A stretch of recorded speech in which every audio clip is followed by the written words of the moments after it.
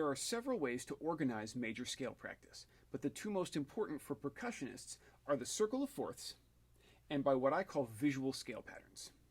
Visual scale patterns are a percussion-specific method designed to deal with some of our issues on the instrument. The groupings for visual scale patterns are C major in a straight line, F and G major, which is a straight line with a bump in it up to the upper manual, B flat and D, which is a straight line with two bumps, the E scales, E flat and E, which is a counting pattern of 1, 2, 2, 2, going up and down the keyboard, A flat and A, which is a similar pattern of 2, 1, 2, 2, going up and down on the instrument, and then the G flat, D flat, and B scales, which utilize all of these upper notes together, and then some combination of two notes down here in between. So we start again at C major, our straight line scale. We can observe the continuous line up and down as you play.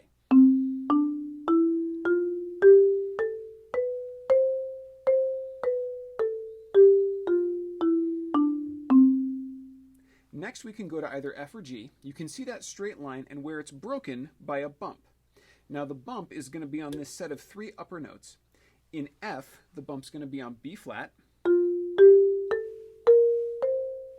and in the key of G, it's going to be on the left side. As before, we're going to push and pull the hands together. We're going to alternate F and G back and forth several times. So you can observe how the same general visual concept generates both scales. As you play, we can note the bump out loud by saying left or right. So for G, left, and for F, right, etc. Choose either B flat or D next. You can see the straight line and how it's now broken up by two bumps. For B flat, the bumps are B flat and E flat on the right side, and for the key of D, they are F sharp and C sharp on the left side.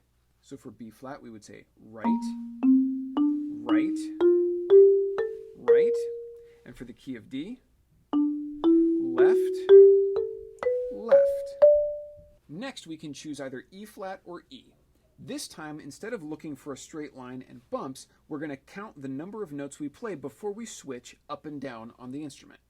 So if we start in the key of E, we'll go 1, 1, 2, 1, 2, 1, 2, 1. So we see the pattern is 1, 2, 2, 2. This actually is the first pattern I developed because E major is notorious for disorienting students. It's the first scale without this B flat bar in it, and the mental representations built for all of the previous 7 scales before it are profoundly violated by the lack of that note. This counting pattern, therefore, gives you something to attract your attention to other than the uncomfortable visual layout. Now if you go over to E flat, you can see the same thing. 1, 2, 2, 2, 1. Now you'll notice if you've been playing E flat for several years in band, that doesn't bother you at all. That's because none of these scales are actually more or less difficult. They're just more or less comfortable or familiar based on what you've learned before. Alternate E and E flat a lot until both scales are equally comfortable. Next, we can go to either A or A flat. These are almost exactly the same as E flat and E, but they're slightly more complex. The pattern here is 2 notes, C, 2 notes, 2 notes.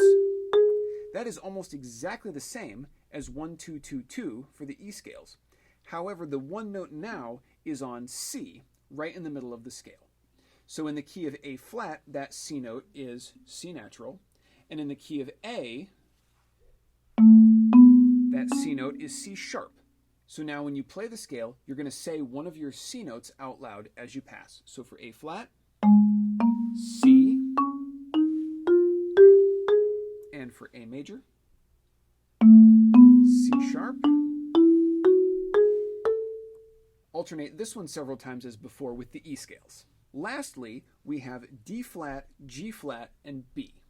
These are very interesting. 5 of the notes in this scale are the most similar. You just hit all of these upper notes here. The other 2 notes in this scale are the most nuanced. As you look across the keyboard, you'll see that there's 2 notes, 2 notes, 2 notes between all of these upper manual sets. Each scale in this group is going to use a different combination of these 2 notes. In D flat, we're going to play the notes that are on the right, F and C. right, right. In B, it's the opposite. We're going to use the ones that are over on the left, B and E. Left, left, left. For G flat, we're going to play one on the right and one on the left. Now that's confusing, so we're not going to say right, left. We're going to acknowledge that those two notes are closest to this set of three notes by simply saying 3. 3, 3. Alternate these three keys as well to get them distinct and different from one another because they are so similar. Practice with visual scale patterns a lot to develop your mental representations on the instrument. Unlike our wind and string colleagues who are touching the instrument all the time and learning button pushing patterns with their fingers, we have this gap between the instrument. It means that we can know everything in the world about what we're about to do and we can still just swing at it and miss.